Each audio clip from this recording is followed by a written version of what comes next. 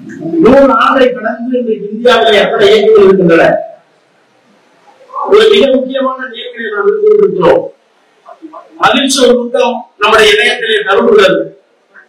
ஆனால் இன்னொரு பக்கம் நம்முடைய நெஞ்சத்தை கலக்கமும் கவலையும் சூழ்ந்து நிற்க வேண்டிய சூழ்நிலையில் நாம் இருக்கிறோம்.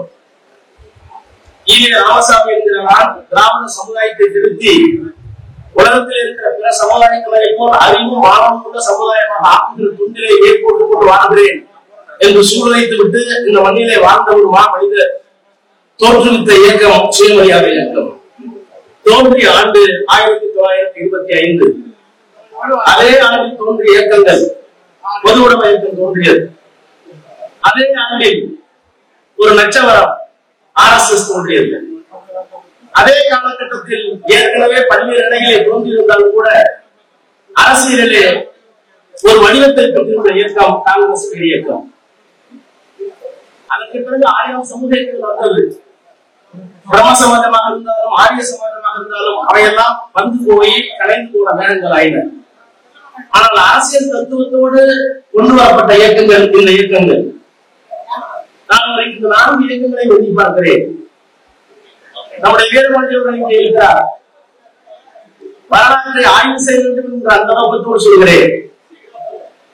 பொதுவுடைமை இயக்கம் இந்த மண்ணில் வேறுபட்ட காலம் 1925.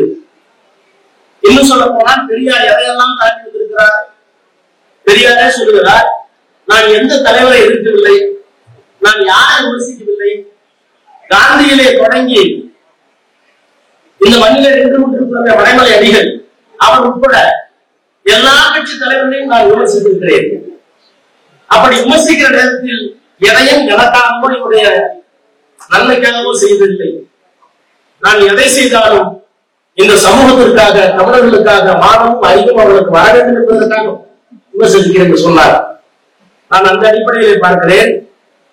இந்த இயக்கத்தின் மீது எத்தனை குற்றச்சாட்டுகள், செஞ்சுரிஸ் என்று சொல்வார்களே, ஒரு 3 ஆண்டை ஒரு மாத்திரங்களை அடக்கி பார்த்தால் அந்த இயக்கத்தினுடைய வீரியம் புலப்படும் என்று அண்ணா சொன்னாரே. புட்டிங் செஞ்சுரிஸ் என்று தந்தை பெரியாரை அந்த அடிப்படையில் நான் எண்ணி பார்க்கிறேன். பொது உடைமை இயக்கம் ஒரு காலகட்டத்தில் சாதி ஒழிப்பில், தீண்டாமை ஒழிப்பில் பெரிய அக்கறை காட்டியதா என்றால் வர்க்க போராட்டத்தை முன்னெடுத்து விட்டு பிறகு பார்க்கலாம் என்று சொன்னார்கள். மொழி உணர்ச்சியில் அவர்களை என்ன குற்றத்துக்கான சொல்லவில்லை, அந்த வரலாறு சொல்கிறேன். இந்திய கம்யூனிஸ்ட் கட்சியுடைய பத்திரிகை அன்றைக்கு எழுதினார்கள். என்ன எழுதினார்கள்? இந்தியாவை இணைப்பதற்கு ஒரு இந்தி மொழி தேவை, தேசிய மொழி தேவை என்று எழுதினார்கள். பெரியாரை எதிர்த்தார்கள்.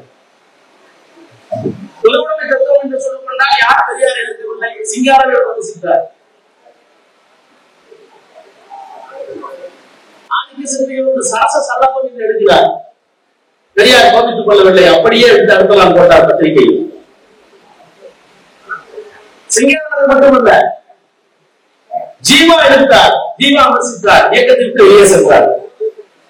அவர் பொதுவுடைமையாளர்கள் இந்த இயக்கத்தை 100 ஆண்டுகள் இயக்கத்தை விமர்சித்தார்கள், விலகி நின்றார்கள். ஆனால் இன்றைக்கு இந்த மேடையில் அவர்கள் எல்லோரும் வந்து பெரியார்தான்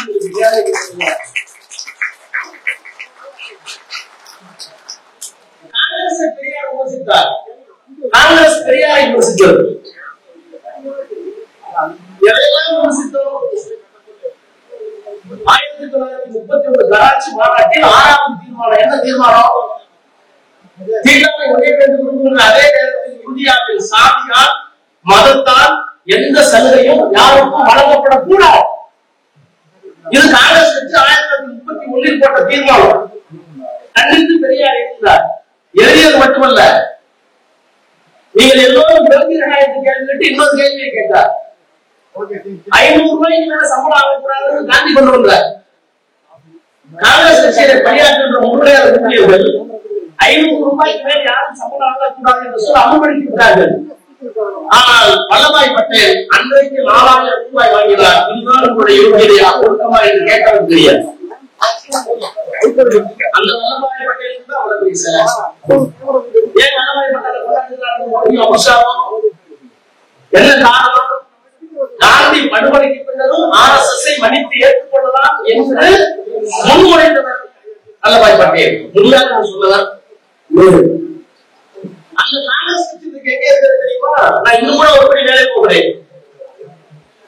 நேரு தீர்மானம் 13 டிசம்பர் 1947-46 இந்திய அரசியல் நிர்ணய சபையில் நேரு தீர்மானம், அரசியல் சட்டம் எப்படி இருக்க வேண்டும் தீர்மானம். அந்த தீர்மானத்தில் இந்தியா எப்படி அமைய போகிறது என்றால் இண்டிபெண்டன்ட்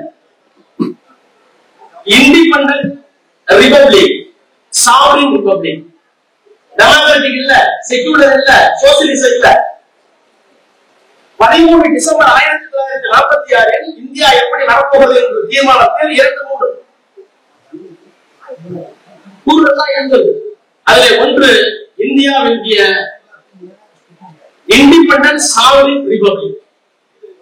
இரண்டாவது adequate safeguards will be given to depressed classes, scheduled caste and scheduled tribe and other backward classes. வேறு கொண்டு வந்த தீர்மானம் அரசியல் சட்டம் எப்படி இருக்க வேண்டும் என்றால் இது ஒரு தன்னிச்சையான இறையாண்மை உள்ள ஒரு குடியரசு, அவ்வளவுதான். அடுத்து என்ன சொன்னார்? தாழ்த்தப்பட்ட மக்களுக்கு, பிற்படுத்தப்பட்ட மக்களுக்கு, ஒடுக்கப்பட்ட மக்களுக்கு, மலைவாழ் மக்களுக்கு போதுமான பாதுகாப்பை இந்திய அரசியல் சட்டம் வழங்கும்.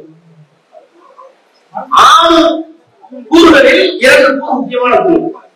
அப்போ ஒரு மிகப்பெரிய வார்த்தை நடந்தது. ஏன் டெமோக்ராட்டிக் வார்த்தை இல்ல?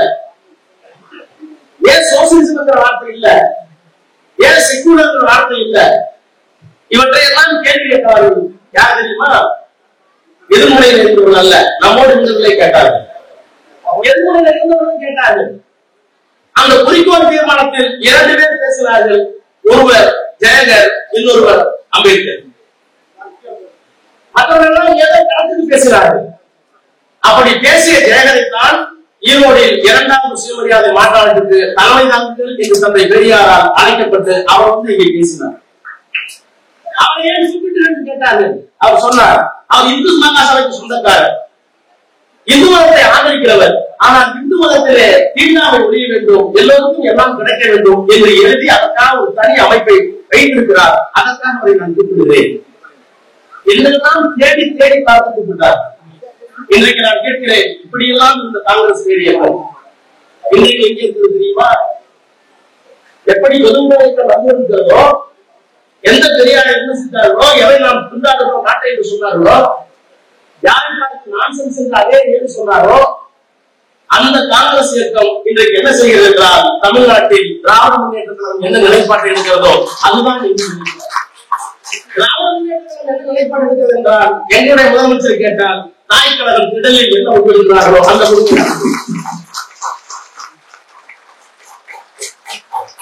அன்றைக்கு தோன்றிய இயக்கம் எத்தனை இயக்கமாக இருந்தாலும் எல்லா இயக்கம் எங்கே இருக்கிறது என்றால் தந்தை பெரியார் இருக்கிறது, தேர்தலில் இருக்கிறது. நமக்கு இருக்கிற ஒரே இயக்கம் தெரியுமா? நீங்க இருக்கிற இயக்கம் RSS இயக்கம். இந்த சுயமரியாதை மாநாட்டில் என்னவெல்லாம் செய்தார் பெரியார்? வெறுமனே மாநாடு போட்டுருக்காங்க. ஒரு தனி செஷன் வாலிபர் மாநாடு, இன்னொரு செஷன் மகளிர் மாநாடு, இன்னொரு செஷன் சங்கீத மாநாடு, இன்னொரு செஷன் தமிழிசை மாநாடு, இன்னொரு மதுவிலக்கு மாநாடு. 1925 தொடங்கி 40 வரைக்கும் இத்தனை மாநாடுகளை தேடி தேடி கண்டுபிடித்து கொண்டு வந்து இந்த தமிழ் சமுதாயத்தை இன்றைக்கு இந்த இடத்தில் கொண்டு வருவது சொன்னால் யார் காரணம் என்று காங்கிரஸ்காரர்கள் டெல்லியில் கேட்டால் அது பெரியாரால் தான் சாத்தியப்பட்டது நாங்கள் சொல்கிறோம் என்றால், இந்த 100ஆம் காலத்தில் யாரெல்லாம் நம்மை நண்பர்களாக இருந்து சமூகத்தோடு விமர்சித்தார்களோ அவர்கள் எல்லோரும் இன்றைக்கு வந்து சேர்ந்திருக்கிற இடம் சுயமரியாதை இயக்கம், தந்தை பெரியார், திராவிட